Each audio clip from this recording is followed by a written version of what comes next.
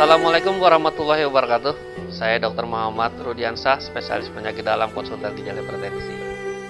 Pada kesempatan ini, saya ingin berbagi, terutama yang berhubungan dengan pandemi COVID-19, yaitu infeksi virus corona yang saat ini melanda dunia kita, baik di Indonesia, khususnya di Kalimantan Selatan, Banjarmasin,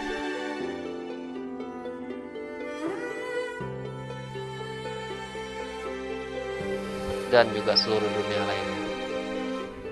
Kita tahu bahwa COVID-19 ini penyakit yang baru saja sekitar bulan Desember 2019 dan semakin marak, semakin banyak sampai hari ini sudah banyak memakan korban, mungkin hampir ratusan ribu, bahkan mungkin mendekati jutaan. Nah, tidak terlepas juga di tempat kita di sini bahwa COVID-19 juga menyebar dengan cepat dan pesat. Nah, untuk itu mungkin saya akan berbagi apa saja sih gejala-gejala dari COVID-19 ini. Nah, gejala utama terutama sekali adalah demam, menggigil. Jadi kalau kita ketemu orang yang demam tinggi, rata-rata di atas 38 pasti derajat. Itu salah satu gejala utama. Berikutnya adalah nyeri menelan dan sakit tenggorokan serta kadang-kadang kering rasanya. Dan ini apabila kita menelan sesuatu pun terasa sakit dan meradang merah di dalam tubuhnya. Juga batuk yang kadang-kadang tidak bisa ditahan dan ini bisa berpengaruh terhadap penularan juga. Gitu ya. Selain itu juga pilek. Jadi hidung meler, beringus, kadang kental, kadang masih cair ya. Ini masih merupakan gejala yang umum terjadi juga pada penyakit-penyakit lain, yaitu penyakit influenza lain ya. Belum tentu jadi ini adalah penyakit infeksi coronavirus akibat COVID-19. Yang paling khas banget adalah sesak nafas. Rasanya orang itu sulit bernafas, seperti dada berat. Kenapa? Karena paru-parunya tidak bisa mengambil oksigen. Sehingga dengan pemeriksaan adanya oximetri yang bisa kita cari di pasaran dengan harga relatif terjangkau, bisa mengetahui berapa oksigen di tubuh kita. Apabila kurang dari normal, kurang dari 96, berarti kemungkinan adalah kekurangan oksigen. Dan ini salah satu gejala yang cukup khas untuk COVID-19. Nah, selain gejala tadi, ada gejala yang lain dari penyakit pernapasan, yaitu adalah perut, bagian perut atau abdomen. Jadi gejala-gejala intestinal, disebut intestinal, itu seperti nyeri perut, mual muntah, kadang-kadang diare. Nah, ini juga bisa menjadi salah satu juga gejala COVID-19.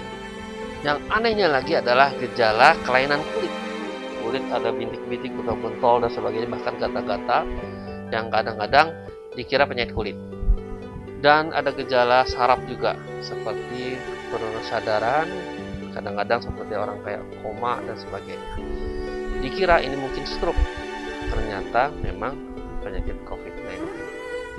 Jadi, ternyata gejala COVID-19 ini sangat-sangat bervariasi sekali, sehingga sangat sulit untuk mendeteksi apakah ini benar-benar COVID-19 atau bukan. Belum lagi nanti ditunjukkan dengan hasil laboratorium. Hasil laboratorium sekarang juga sangat berbeda dengan kondisi-kondisi yang sebelumnya atau kondisi-kondisi penyakit virus yang lainnya. Dari beberapa kasus ternyata leukositnya justru bisa saja meningkat. Ini memang lain ya.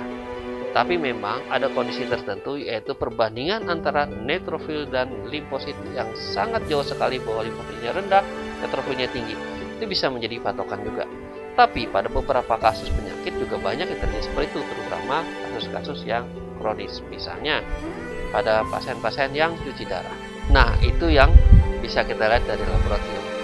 Dan selain itu juga adalah ronsen dada.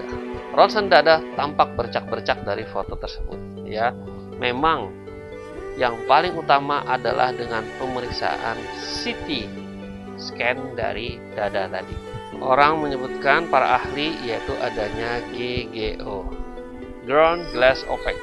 Jadi tampak sekali gambaran seperti botol kaca.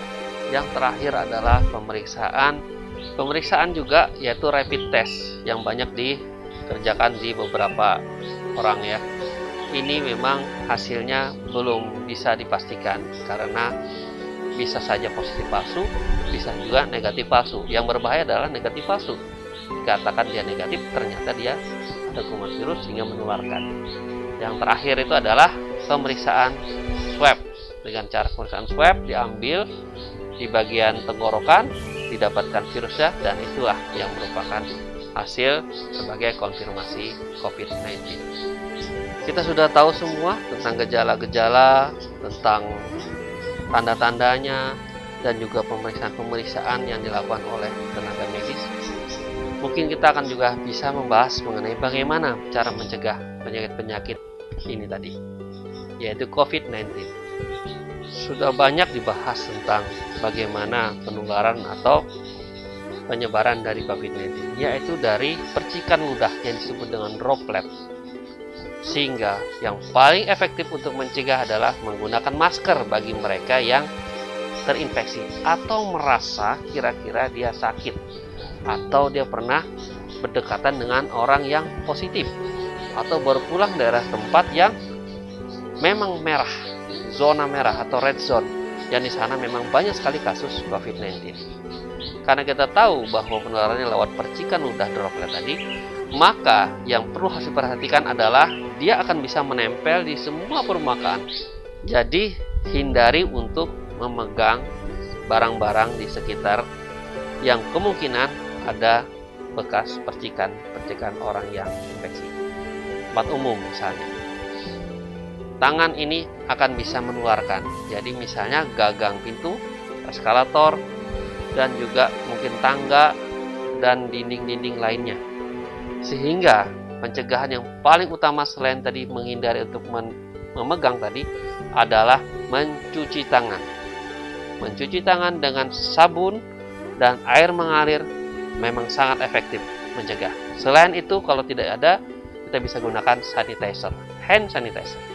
Masker merupakan salah satu juga mencegah bagi mereka untuk menularkan dan bagi mereka yang memakai untuk ditularkan, sehingga sangat efektif dengan penggunaan masker. Jadi pergunakan masker setiap kita keluar rumah atau melakukan apa saja yang di luar yang kemungkinan akan bertemu sama orang lain. Tetap gunakan masker. Berikutnya yang paling juga utama adalah menjaga jarak, social distancing. Jarak antara orang dengan orang yang satunya lagi mungkin lebih dari 1 meter. Kenapa? Karena kemungkinan percikan ludah atau droplet tadi itu tidak bisa menjangkau terlalu jauh, ya. Tapi tetap diingat bahwa kemungkinan droplet yang sangat kecil sekali mungkin bisa tertiup angin, jadi semakin jauh dia akan jatuhnya. Sehingga diharapkan jarak 2 meter atau bahkan 4 meter. Jadi di tiap-tiap ada tempat makanya dipisahkan dengan jarak duduk dan jarak berdiri. Dan ini juga menjadi salah satu yaitu physical distancing. Kalau perlu tidak bertemu muka. Jadi menghindari sama sekali untuk saling kontak dengan orang lain. Berkumpul-kumpul menjadi tempat penularan yang paling efektif.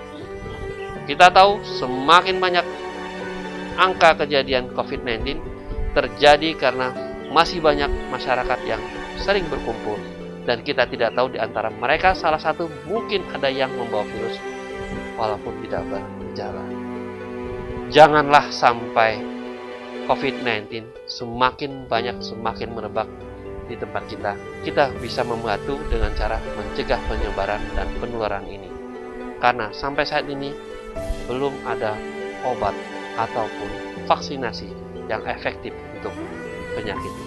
Terakhir, saya mengucapkan turut berduka kepada para korban yang sudah terkena COVID-19, bahkan yang sudah meninggalkan kita, dan juga para pahlawan-pahlawan, para tenaga-tenaga medis yang telah berjuang untuk melawan COVID-19 ini dan juga telah gugur.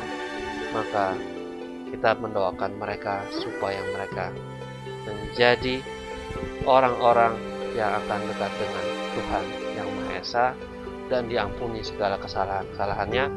Saya Dr. Muhammad Rudiansyah, spesialis penyakit dalam, konsultan penyakit hipertensi.